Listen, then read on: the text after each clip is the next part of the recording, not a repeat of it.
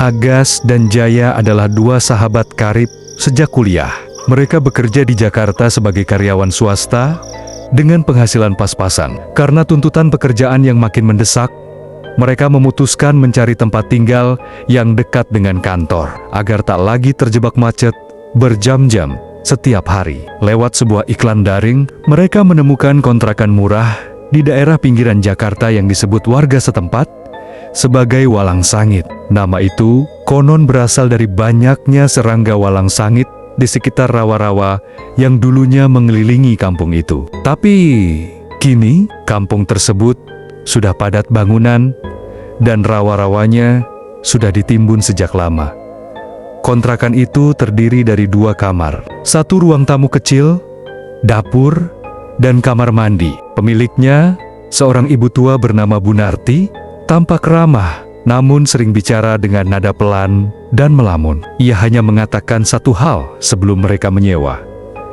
Jangan pernah buka jendela kamar belakang malam-malam, apalagi kalau dengar suara yang manggil-manggil. Agas dan Jaya menganggap itu hanya sugesti kampung, semacam mitos agar penyewa tidak usil. Hari-hari pertama berjalan normal, namun pada malam keempat, Jaya mulai mengeluhkan bau menyengat yang datang dari arah dapur setiap pukul 2 dini hari. Bau seperti bangkai bercampur aroma pedas serangga terbakar. Agas juga merasakannya. Tapi mereka pikir itu mungkin dari pipa bocor atau tikus mati di plafon. Namun, yang aneh, bau itu hanya muncul di jam-jam tertentu dan menghilang begitu subuh datang. Pada malam ke-6, Agas terbangun karena mendengar suara ketukan pelan dari jendela kamar belakang. Suara itu diiringi bisikan yang menyebut namanya dengan pelan. Agas buka. Aku kedinginan, pikirannya langsung teringat pesan Bu Narti. Tapi ia mencoba berpikir logis. Mungkin suara itu berasal dari tetangga atau anak kecil bermain iseng. Keesokan paginya, ia bertanya ke Jaya. Tapi Jaya justru pucat dan mengatakan, "Gue juga dengar. Tapi yang manggil itu suara almarhum bapak gue, Gas." Hari demi hari, suara panggilan dari jendela makin sering terdengar. Bahkan, suara-suara itu mulai terdengar bersahut-sahutan, memanggil dengan suara orang-orang terdekat mereka, termasuk suara ibu Agas yang sudah meninggal 2 tahun lalu. Puncaknya terjadi pada malam ke-10, saat Jaya kerasukan, saat sedang tidur. Ia mendadak berdiri, berjalan ke arah jendela, lalu membuka gorden. Agas yang terbangun mendadak melihat tubuh Jaya membeku sambil menatap kosong keluar jendela yang tertutup rapat. Lalu, dari balik jendela, Agas melihat sesosok bayangan hitam tinggi dengan mata merah menyala. Setelah itu, Jaya kejang-kejang dan mulutnya berbuih. Agas membawanya ke puskesmas terdekat, tapi dokter tak menemukan gejala medis yang berarti. Jaya seperti terkena syok psikis mendalam. Ia hanya bisa mengulang satu kalimat. Dia udah masuk jendela. Jendela itu. Agas yang merasa tertekan, mulai mencari informasi tentang rumah itu. Ia kembali ke Bu Narti, yang akhirnya mengaku bahwa kontrakan itu dulunya adalah rumah milik seorang dukun bernama Mbah Lajah, yang dikenal ahli dalam ilmu pemanggil arwah. Konon, Mbah Lajah terbunuh secara misterius setelah mencoba membuka gerbang arwah di kamar belakang. Jendela yang dimaksud Bu Narti menjadi portal yang membuka jalan antara dunia manusia dan dunia makhluk halus. Siapapun yang menjawab panggilan atau membuka jendela itu, saat terdengar suara, akan menjadi tumbal, wadah bagi makhluk dari dunia lain. Setelah kejadian kerasukan Jaya, suasana di kontrakan berubah drastis. Bukan hanya suara-suara dari jendela belakang yang semakin sering, tapi juga penampakan-penampakan aneh mulai muncul. Setiap pukul 2 malam, bayangan tinggi hitam akan berdiri diam di depan jendela. Ia tak bergerak, hanya mengawasi. Kadang terdengar suara tawa kecil dari dalam dapur. Kadang terdengar suara kursi digeser-geser. Namun ketika diperiksa, tak ada apapun. Jaya mulai sering duduk termenung di sudut kamar, menggambar simbol aneh di dinding dengan arang. Ketika Agas menanyainya, Jaya menjawab. Dia ngomong lewat mimpi. Katanya, "Aku terpilih." Simbol yang digambar Jaya ternyata identik dengan simbol kuno Jawa kuno yang dikenal sebagai Raja Pemanggil Roh. simbol yang dipakai dalam ritual arwah di masa lampau. Agas mencurigai bahwa kontrakan itu sedang mencoba menjadikan Jaya medium untuk membuka gerbang antar dunia secara permanen. Agas mencari bantuan dari seorang kawan lamanya, Mas Gito, seorang mantan santri yang kini bekerja sebagai pembaca ruqyah mandiri. Ia membawa Gito ke kontrakan untuk melakukan pembersihan. Namun saat mereka baru saja memulai pembacaan ayat-ayat suci, suasana berubah dingin mendadak. Lampu bergetar, lalu dari arah jendela terdengar suara melengking tinggi seperti suara serangga terbakar. Mas Gito memuntahkan darah. Matanya terbalik dan ia roboh. Saat sadar, ia hanya berkata, "Ini bukan jin biasa. Ini entitas yang dikurung sejak zaman dulu. Kalian harus pergi sebelum bulan mati." Istilah bulan mati merujuk pada fase bulan baru yang akan terjadi dalam 3 hari. Mas Gito memperingatkan, jika Agas dan Jaya masih tinggal di rumah itu saat gerbang terbuka sepenuhnya, mereka bisa jadi korban berikutnya, atau bahkan jadi bagian dari dimensi lain. Dalam usaha mencari solusi, Agas kembali menggali informasi soal Mbah Lajah. Ia mengunjungi seorang tetua desa bernama Pak Mursid yang pernah menjadi murid muda Mbah Lajah sebelum sang dukun tewas. Pak Mursid menceritakan bahwa Mbah Lajah dulu mencoba membuka jalan komunikasi dengan arwah-arwah penasaran di hutan rawa sekitar kampung. Tapi ritual itu gagal karena terlalu banyak roh yang datang sekaligus, dan mereka bukan hanya roh manusia, ada entitas lain yang ikut menyelinap. Sosok bayangan hitam tinggi bermata merah yang disebut sebagai Wong Liring, penjaga antara alam. Ketika Mbah Lajah mencoba menutup kembali gerbang itu, ia justru dibunuh oleh entitas tersebut. Jendela kamar belakang adalah titik pusat dari portal itu. Menurut Pak Mursid, hanya satu cara untuk menutupnya selamanya. Ritual penutupan dengan Aji Rajah Pamungkas. Ditulis dengan darah penyambung, darah orang yang sudah dirasuki dan masih hidup. Namun ada risiko besar. Jika gagal, orang yang menuliskan Rajah akan menjadi wadah permanen bagi Wong Liring. Agas kembali ke kontrakan dengan niat menyelamatkan Jaya. Tapi ia mendapati sahabatnya dalam keadaan parah. Tubuh Jaya seperti bukan miliknya lagi. Suaranya berubah, matanya gelap. Ia bicara dengan 2 suara sekaligus, seolah ada yang lain di dalam dirinya.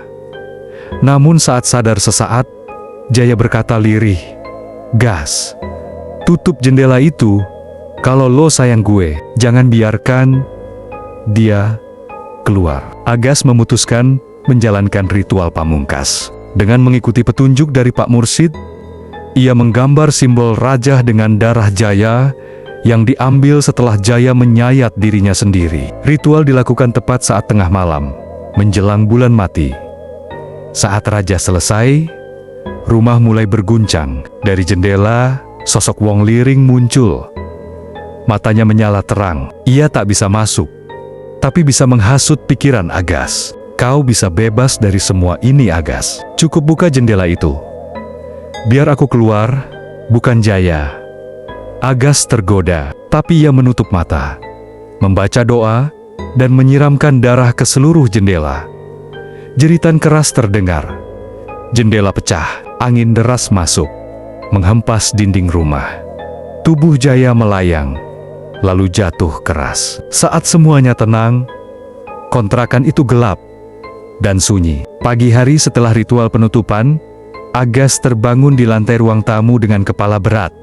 Seluruh rumah porak-poranda, pecahan kaca jendela berserakan. Dinding kamar belakang menghitam, seolah habis terbakar dari dalam. Tapi yang paling membuatnya panik, Jaya menghilang. Tidak ada jejak tubuh, tidak ada darah. Hanya bekas-bekas cakaran di lantai kayu yang mengarah ke jendela yang kini telah tertutup rapat dan membeku, seolah tak pernah bisa dibuka lagi. Agas melapor ke polisi, tapi karena kondisi rumah terlalu berantakan dan kisahnya terlalu absurd, pihak berwenang hanya menganggap Jaya kabur atau hilang secara sukarela. Tak ada yang percaya cerita tentang roh, kerasukan, apalagi Wong Liring. Hari-hari berikutnya menjadi suram bagi Agas. Ia meninggalkan kontrakan dan menginap di kosan lama temannya. Tapi setiap malam, ia tetap bermimpi tentang Jaya.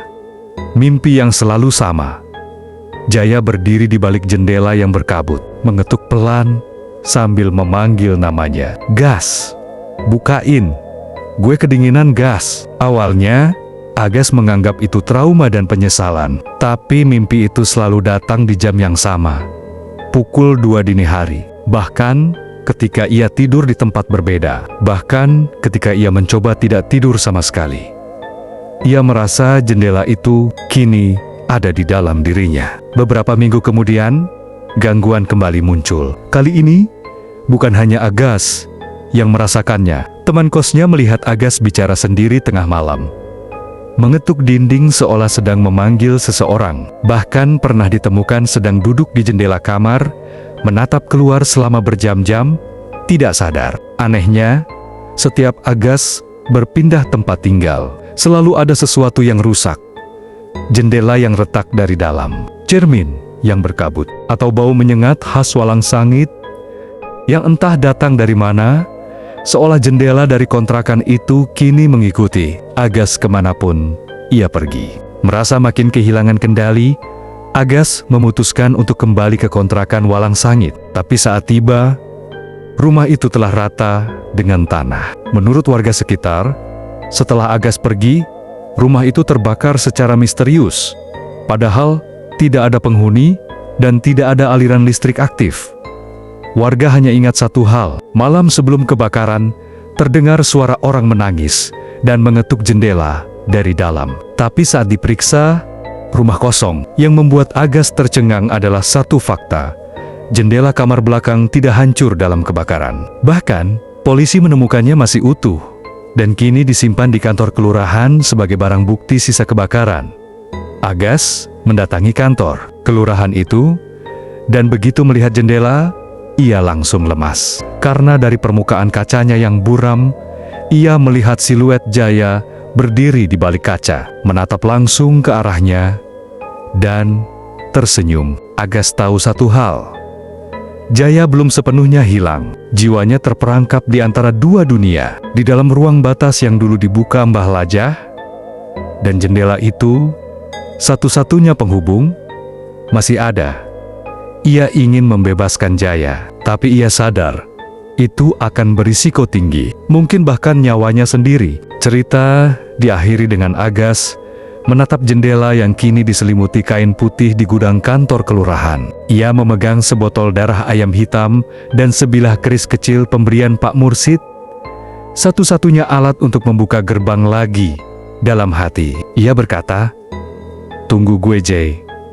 Gue bakal jemput lo. Tapi kalau gue nggak balik, jangan panggil-panggil lagi." Agas kembali mendatangi Pak Mursyid untuk meminta bantuan terakhir. Awalnya, sang tetua menolak karena menyentuh kembali gerbang arwah akan membuka risiko besar. Bukan hanya bagi Agas, tapi siapapun yang dekat dengannya. Namun, melihat tekad Agas, dan karena jendela penyambung itu belum dihancurkan, Pak Mursyid akhirnya menyetujui sebuah ritual pengusiran gabungan, semacam perjalanan astral paksa menggunakan medium darah, kemenyan hitam, dan rajah tubuh.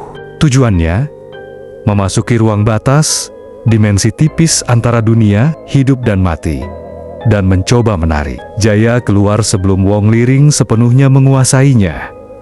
Ada satu syarat. Jika Agas menemukan Jaya, ia harus membawa Jaya keluar dengan sukarela. Jika tidak, jiwanya akan terperangkap selamanya. Ritual dilakukan di sebuah rumah kosong, malam hari, bertepatan dengan tanggal yang diyakini sebagai malam lengsernya tirai. Momen tahunan ketika batas antara dimensi melemah. Agas berbaring dengan tubuh ditaburi rajah.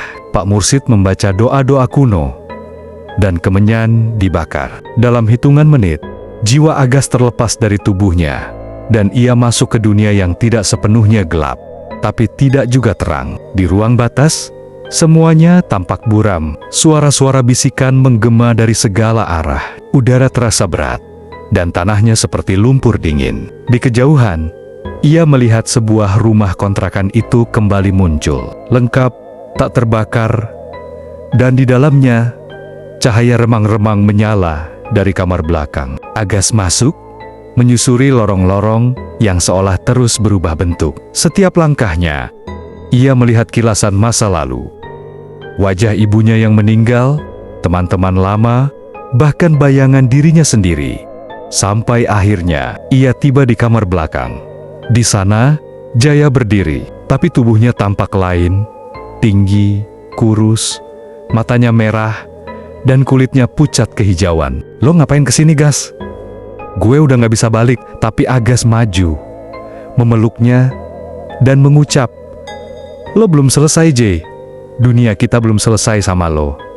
Jaya menunduk, menangis, dan seketika, suara melengking terdengar. Wong Liring muncul. Wong Liring bangkit dari balik lantai, tubuhnya hitam legam, setinggi 2 kali manusia, bermata merah darah, dan bersayap kabut hitam. Ia berbicara tanpa bibir, suaranya menggema dari dinding.